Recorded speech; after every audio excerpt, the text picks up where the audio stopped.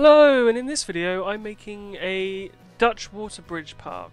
So I got the inspiration from this build from a person called Dutch Infrastructure that I follow on Twitter. They posted a park that had been made in the Netherlands. I'm not going to try pronouncing it.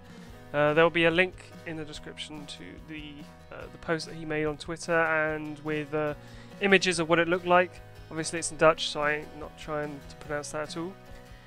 So what I originally wanted to do was make a real water park with real water, but sadly City Skylines water is terrible.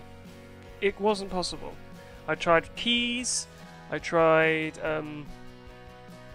canals, I tried some props which tend to block the water.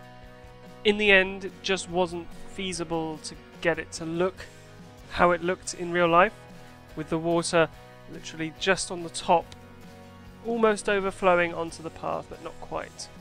So what I ended up doing is using Ronix's pool prop water, which is basically the prop he uses in the pools that he's made. He also uploaded the prop. And it made it look okay. The main problem is it's very repetitive, and obviously with water it moves around, but with this it doesn't move, so you have to tend to, if you're doing them, place them down in a line all flat, and then you look at it from above and think where you want to place at different angles to make it look a bit more realistic. You also, if you overlap any of them, you must place multiple layers on top, because they're so thin you can see where you've overlapped and it tends to look a bit weird. So as you can see here, it looks okay like this. I'm just covering up the edges with some rocks and some foliage. You can sort of tell that something isn't right with it. It would look okay for screenshots because obviously it's not moving, but since I'm playing the game, it just tends to look a bit strange and a bit fuzzy, I found. So what I'm doing is going around the edges, just placing a ton of rocks, ton of foliage, just to sort of blend the line between the water prop and the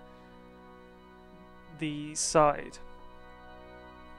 And what I'm trying here is using the vanilla pillars.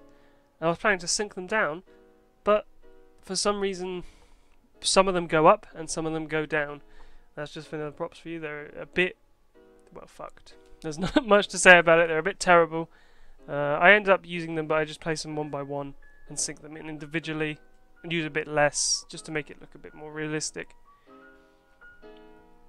Because in the real park they have these sloped rocks that sort of jut out of the water, which I sort of wanted to create, but there's no such rock sort of design, so that's the pillars I went for, which is sort of to mimic that.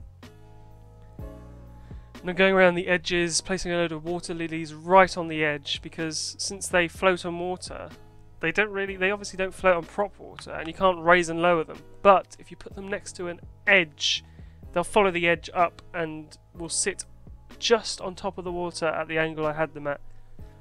I would have liked to put more on the edges, but that was literally the only ones I could get to stay on the edge. And where parts where I didn't really want to add any more foliage or anything, I added these Lost Gecko's retaining wall assets with some grass and foliage to sort of cover up the transition between the wall and the rocks. Also go around and place a load of rocks underwater to sort of give it a semi-texture underneath there, and I also place a load of Ronix's seaweed decals to try and get it a bit greener under the water.